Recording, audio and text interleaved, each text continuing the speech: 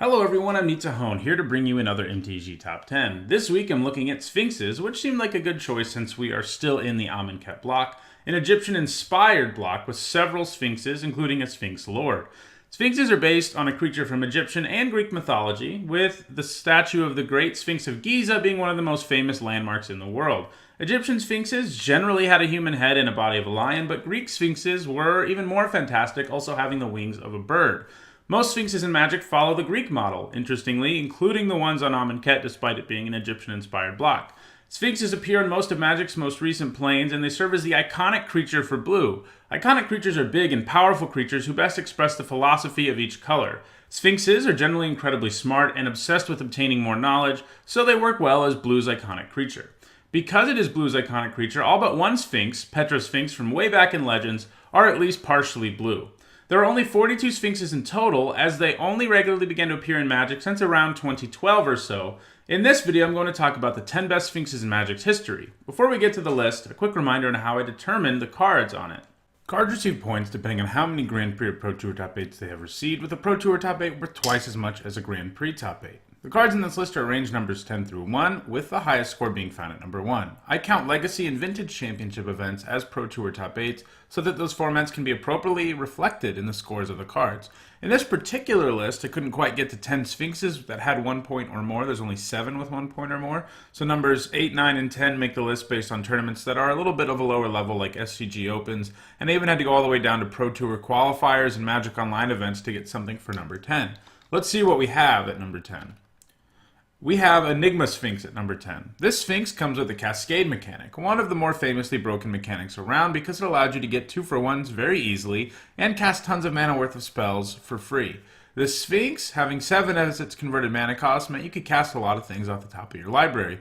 The Sphinx also came with the added bonus of going back into your library, third from the top, every time it died, meaning that you not only got a large 5/4 flyer back, but you also got to Cascade with it again a few turns later.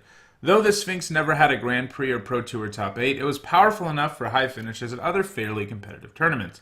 In 2009, a control deck whose main plan was to cast Cruel Ultimatum also played a singleton copy of the Sphinx, managing to top 8 a 200-person Pro Tour qualifier in Richmond. And in 2011, a 5-color Cascade deck top 8'd a 200-person Pro Tour qualifier in Fort Worth, Texas. It has also managed a few decent finishes in Magic Online Modern Leagues, but not since 2011. At number 9, I have Argent Sphinx. Like Enigma Sphinx, Argent Sphinx has never top 8'd a Pro Tour or a Grand Prix, but it has a stronger record in other tournaments than the Enigma Sphinx does. A 4-mana 4/3 flyer is a good rate, and it also came with the Metalcraft mechanic, which made it very difficult to kill, provided you had at least 3 artifacts in play and 1 blue mana untapped. It saw play in control decks like Blue-White Control and Block Constructed, as well as in the artifact-heavy Grand Architect deck that did a lot of work in Block, with dozens of top 3 finishes on Magic Online. It also saw some play in Standard, putting up top 8s in Architect Control and Tezzeret Control at Star City Games Invitationals and Pro Tour qualifiers. At number 8, we have our last Sphinx, who has never made a Grand Prix or Pro Tour Top 8, and as you might have guessed from the fact that it's higher than the other 2, Sphinx of Athun has the strongest non-premier event resume of the 3. Sphinx of Athun is basically Mahamadi Jin's staple de facto fiction, a large flyer who draws you a bunch of cards when it comes into play. It is exactly the kind of thing that Reanimator decks and Control decks are interested in playing. In Standard, it saw play in Solar Flare and Reanimator decks with high finishes at various states tournaments and a Star City Games Invitational in 2011 and in 2012. In addition to that, Sphinx of Athun is heavily played in EDH, especially in decks with reanimation themes. This is because reanimating the Sphinx gets you to enter the battlefield trigger, but the Sphinx can also load your graveyard with more creatures that you want to reanimate, so it's a very good synergistic card. Now, let's move to number 7, where we encounter our first Sphinx with some points. At number 7, we have Sharuum the Hegemon. 6 mana for a 5/5 flyer that puts any artifact from your graveyard into play is a pretty amazing rate. Only problem is the 3-color mana cost of the card, making it only fit into some very specific decks that were those 3 colors and that cared about artifacts. It only picked up 1 Pro Tour Top 8 in Standard at Pro Tour San Diego in 2010. Sharuum was played in an artifact-heavy deck called Open Filigree, so called because of Filigree Angel, where Sharuum could be used to reanimate the Angel and get it into play ahead of schedule while gaining you a ton of life and just making it so you're going to win a race in the air. That was really the only Pro Tour where this deck did anything significant though, so Sharuum has held only 1 Pro Tour Top 8. Sharuum is a relatively popular EDH commander though, so it has that going for it. At number 6, we have Sphinx of Jawar Idol. This Sphinx comes with a powerful Shroud mechanic, making it difficult to remove while also being a big flyer, like most Sphinxes. It also has the additional added value of allowing you a little bit more information, what the top card of your library is. In Standard, it saw play in Mythic Bant and its successor, Next Level Bant, decks with tons of Mythic rares, hence where they got the name, but it was all mostly a creature-heavy deck that tried to ramp into big monsters using Birds of Paradise, Lotus Cobra, and Noble Hierarch, and Sphinx of Jawar Idol was one of the things the deck could play early. It also saw play in Mythic Conscription decks, a deck that tried to cheat Eldrazi Conscription into play. It also managed one top 8 and extended at Grand Prix Oakland in 2010 in a deck called Thepths, hard to say, which both ran the Vampire Hexmage Dark Depths combo and the Sword of the Meek Thopter Foundry combo. It provided another win condition for a deck that already had an embarrassment of them. Despite having a rather full resume across more than one format, Sphinx of Jawar Isles did all of this from March to June of 2010 and hasn't picked up a point since then, and it seems unlikely it will see play in any of today's non-rotating formats. At number 5, we have Sphinx of the Steel Wind. Familiar to some of you because of its presence in Cube, Sphinx of the Steel Wind is loaded with powerful keywords.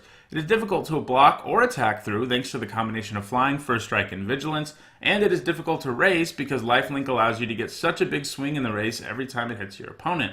Add to that the fact that it has protection from red and green, two colors that would normally easily kill an artifact creature, and you have a pretty frightening Sphinx. The mana cost here is prohibitive, and it should be because the card is so powerful, so the only place the Sphinx really sees play is sort of where it sees play in Cube, in decks that try to cheat it into play, either through Reanimator effects or cards that let you cast spells more cheaply or for free from your hand.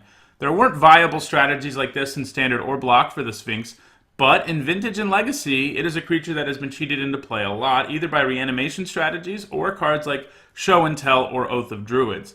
It also has one modern Grand Prix top 8 out of the sideboard of a Boromandos deck. It has seen play most recently in Vintage, though, picking up 2 Vintage Championship top 8s in 2015 in Reanimator decks. At number 4, we have the newest Sphinx to make the list, though it seems likely that a Sphinx or two from Amonkhet block makes this list eventually. Sphinx of the Final Word is the exact kind of card that control decks want in a mirror match. It can't be countered, and it has hexproof, a powerful combination against other blue mages, but it also adds the fact that instant and sorcery spells you cast can't be countered too, so your counter spells become uncounterable, and your opponents are all going to get countered. Basically, if 2 control decks are facing off, whoever gets Sphinx of the Final Word in play first is going to win. It even managed a bit of mainboard play in control decks, with a Pro Tour Shadows over Innistrad top 8 in an Esper control deck, and a Grand Prix top 8 at Grand Prix Amsterdam just in June of 2017 in a blue-red control deck. Apart from these 2 appearances, though, Sphinx of the Final Word has been a sideboard card in Standard, appearing in sideboards of Grixis Control, Aetherworks Marvel decks, and blue-red control decks. At number 3, we have Sphinx of the Lost Truths. A 5-mana 3/5 that draws you 3 cards and makes you discard 3 cards isn't the best thing for most decks, but at least you can pay the kicker cost so you don't have to discard, right? That's true, but one of the places that the Sphinx has seen the most play is in a deck that wants to be discarding cards and drawing cards. Just looting like that is exactly what it wants to do, and that is Dredge. Sphinx of the Lost Truths works well in Dredge because you get to draw cards, which triggers the option for you to use the Dredge out of your graveyard, and then you can discard more cards with Dredge. So the Sphinx gives you a ton of value just if you cast it for 4 mana. Dredge decks and Extended effectively abuse the Sphinx. It saw play in Standard 2, in Next Level Bant, and Mythic Conscription decks, alongside Sphinx of Jawar Idol, and in the Open Filigree deck we mentioned earlier alongside Sharoom. At number 2, we have Prognostic Sphinx, who comes with a big and impactful text box. In addition to the flying you would expect of a Sphinx, it can also allow you to discard a card and give it hexproof, though it does have to tap itself to do so. It also comes with a very powerful attack trigger that allows you to scry 3. Scrying gives you massive value just because it allows you to get much better draws than your opponent will have. Control decks are very interested in a creature that is evasive, difficult to kill, and helps you draw into more gas, and the Sphinx absolutely gives you all of that. It saw play in Block Constructed, putting up 3 top 8s at Pro Tour Journey into Nyx, all 3 in Bug control decks. Saw play in Standard 2, with its most impressive finish there being 3 Pro Tour top 8s at Pro Tour Khans of Tarkir in 2014, appearing in 2 Jeskai control decks and a blue-black control deck. These decks were all the primary homes of the deck for its other top 8s as well. And at number 1, we have what else but Consecrated Sphinx. An absurdly powerful card, Consecrated Sphinx basically lets you draw 3 cards a turn, 1 on your turn and 2 on your opponent's turn. This is, of course, in addition to being a 4/6 with flying that can win the game on its own. That's a pretty good deal for 6 mana. This is another great Sphinx for control decks. Even if your opponent kills it on their turn, the extra cards you've drawn before they kill it is pretty hard for them to overcome. The sheer power of the Sphinx has made it an EDH staple where it can get really absurd in multiplayer games, but in addition to being a staple there, it has seen a fair amount of play in formats that are played at Pro Tours and Grand Prix, too. In Block, it managed a Pro Tour top 8 in a 4-color control deck at Pro Tour Nagoya in 2011. In Standard, it saw play in several very powerful decks. This included Cobblade, a deck that had to get banned out of Standard, but also several control decks, including Blue-White, Blue-Black, and Blue-Red. It also saw play in various versions of decks running Delver of Secrets, which were also control decks but had their own name. The Sphinx is even powerful enough that it managed to top 8 the 2015 Vintage Championship deck in a Planeswalker control deck. So the Consecrated Sphinx is an EDH staple, but it's also seen play in 3 different formats. So it's definitely the number 1 on this list.